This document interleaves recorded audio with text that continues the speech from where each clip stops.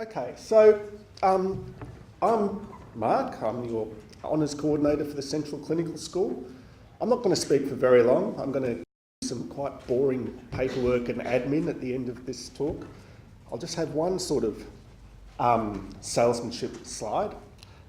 This picture I downloaded from the net. I don't know if you've come across this concept that, you know, your left brain and the right side of your brain do different things. I've got no idea whether this is true. I'm not a neurobiologist. But I did read about this in Wikipedia, so look, it's probably true, you know. But anyway, so, you know, this theory says that one side of your brain has analytical thought, logic, and the other side of your brain has holistic thought, intuition and creativity. And, you know, I've got no argument with that. What I can tell you with certainty is absolute rubbish, is that they're putting science and maths exclusively down the left brain and art and music over on the right. Whoever drew this has never done scientific research, because you can't be a good researcher without creativity, without intuition, and without holistic thought. And I'd really argue very strongly that a really good scientist feels exactly the same way about their science, with the same degree of passion and ownership that an artist would think about their sculpture or a musician would think about the song that they just wrote. And so that's one of the main reasons I reckon you guys should do honours, because you've probably been subjected to a bunch of miserable academics like myself who make their students memorise a whole bunch of cytokines or Krebs cycle, what have you. You haven't really been exposed to how science, real science at the cutting edge, doing research requires creativity. So come and do honours and find out how you can use your creative brains as well as your logical brains to discover new things. Okay, so here's the boring stuff. How do you apply for honours? Okay, the first thing, you've all got your project booklets. You need to do your homework, choose the areas that interest you, and I can't emphasise that enough, right? 8 months, it's a challenging year. You've really got to do something that excites you. Today is a little bit like speed dating, okay? You're here, you're going to be introduced to lots of people. Go and check them out. I assure you they'll be checking you out, okay?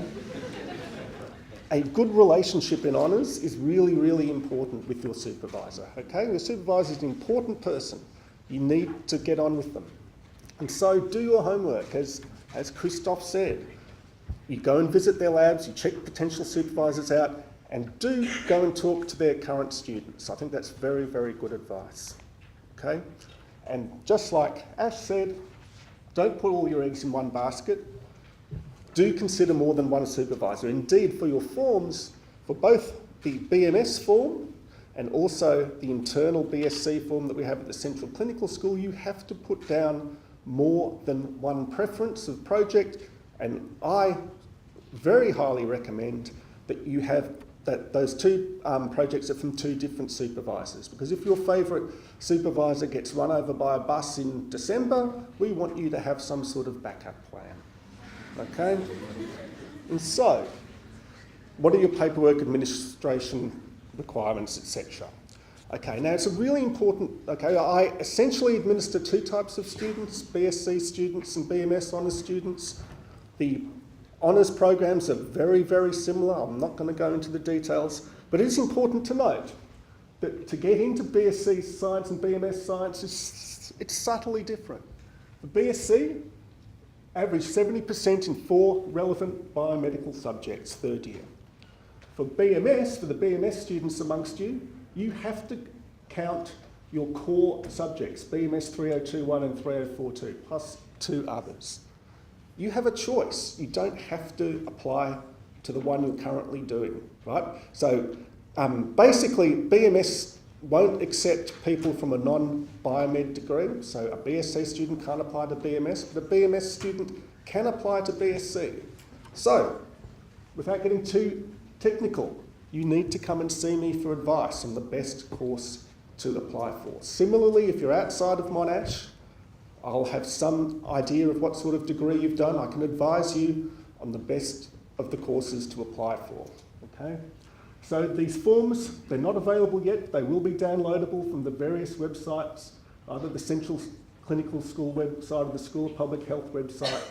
And, you know, this year I'm going to be a real fascist about this, okay? You must come and see me. Don't email me your forms and expect me to sign. I really want to make sure that we've chosen the right course for you. So unless there's some sort of exceptional circumstances, come and make an appointment to see me. I'm really very nice, I don't bite. If you're interested in School of Public Health, I don't know if Jay's here, but she'll be out in the School of Public Health out the back, and she's the relevant person to come and see there. So that's the process. Choose your lab, get your potential supervisors to sign off on your application, then come and see the coordinator, get them to sign off on your application, then you submit it to the relevant faculty office, and if you have the right marks, it should be very straightforward and you'll get in.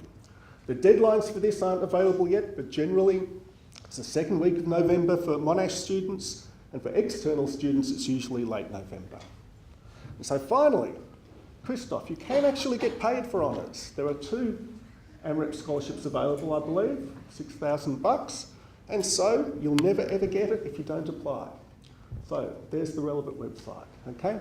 So that's all I've got to say. I will be in the Department of Immunology room just over on the left if anyone wants to come and see me about honours or details of the course, etc.